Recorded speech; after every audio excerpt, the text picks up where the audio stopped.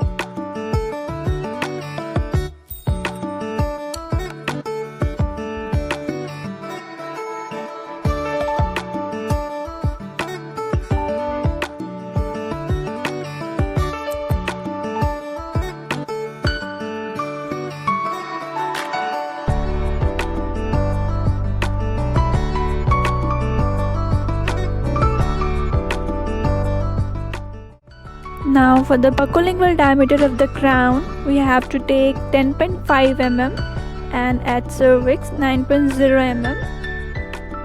The dimension of the crown mesodistally is greater by about 1 mm than the dimension buccolingually. So we'll remove the extra part here.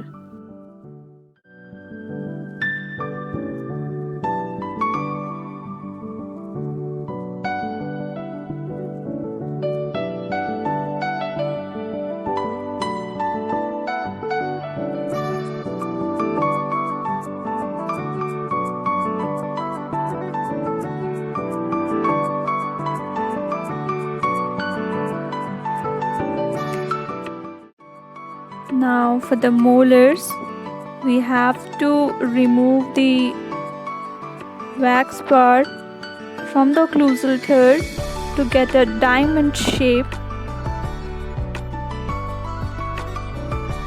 Now we'll first carve the occlusal table. The mandibular first molar is somewhat hexagonal from the occlusal aspect, and the buccolingual measurement of the crown is greater on the mesial than on the distal side.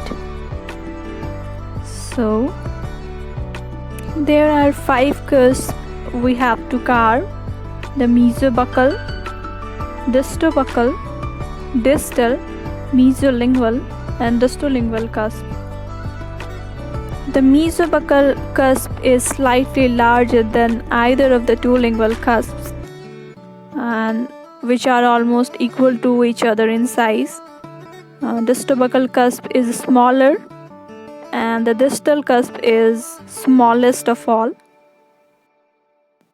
So we'll first carve the mesobuccal cusp, distobuccal cusp, then distal cusp, and then the two lingual cusps. The mesobuccal cusp, distobuccal cusp are relatively flat, while the distal cusp is pointed, and the two lingual cusps are also pointed, and the cusp ridges are high enough to hide the two buccal cusps from the view of the lingual aspect.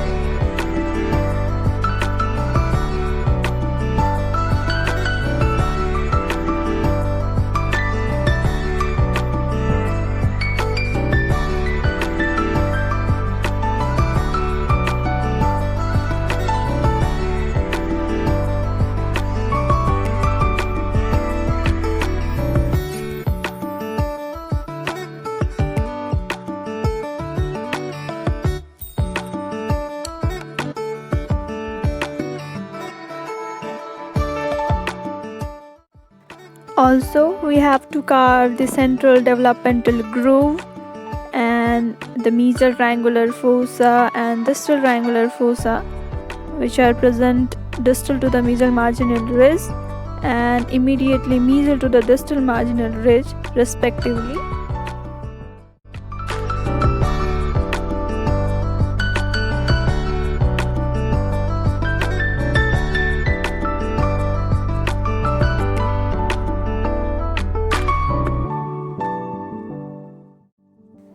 The mesobuccal developmental groove acts as a line of demarcation between the mesobuccal lobe and the distobuccal lobe, and the distobuccal developmental groove rates the distobuccal lobe from the distal lobe.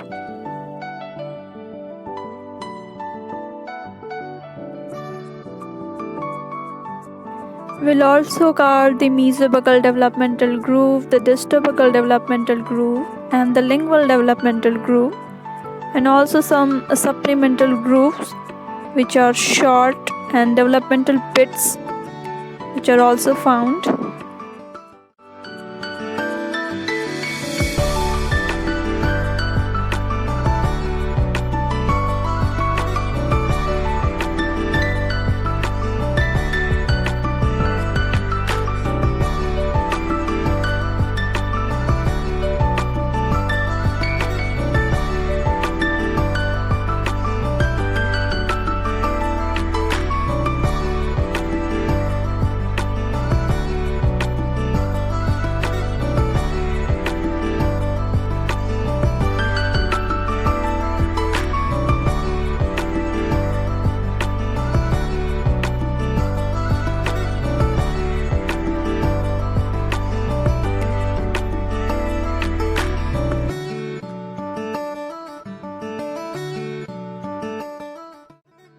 Now we have done for the crown part of the mandibular first molar here. Now we'll proceed for the root part.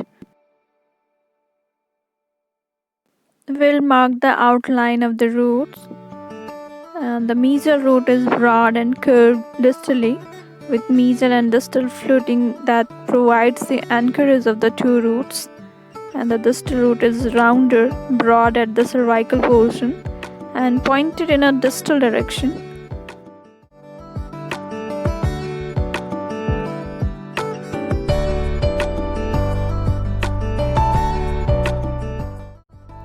The mesial root is curved mesially from a point shortly below the cervical line to the middle third portion. From this point it curves distally to the tapered apex, which is located directly below the mesobuccal cusp. Now the distal outline of the mesial root is concave from the bifurcation of the root trunk to the apex, and the distal root is less curved than the mesial root, and its axis is in distal direction from cervix to apex. Now they both taper towards the apex. The point of bifurcation of the two roots is located approximately 3 mm below the cervical line from the buccal aspect.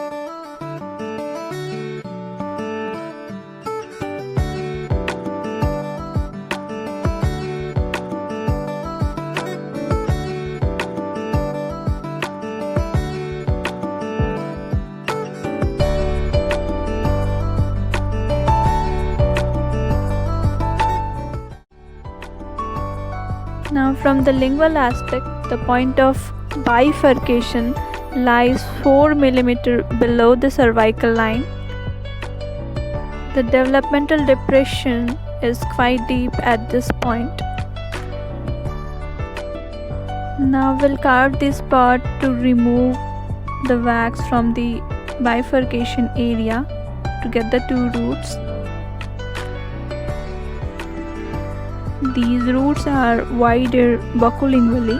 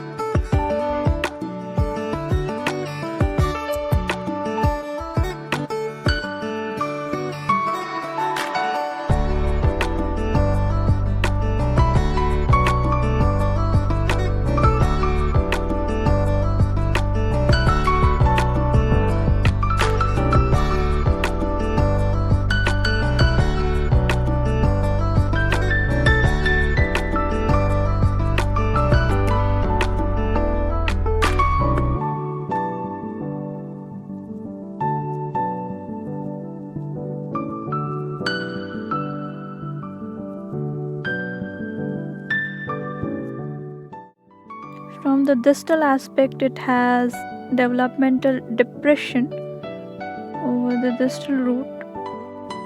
So we'll carve this depression.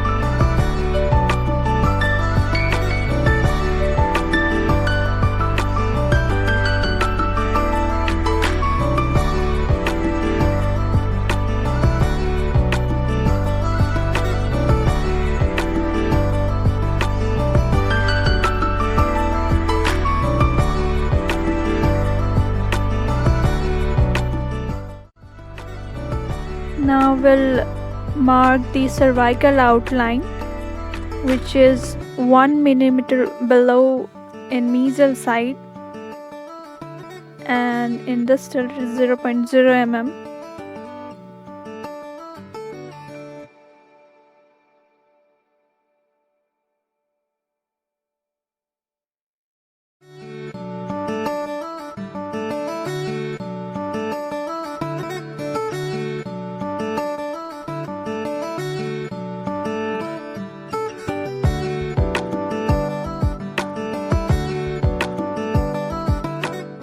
So this was the carving for mandibular right first molar.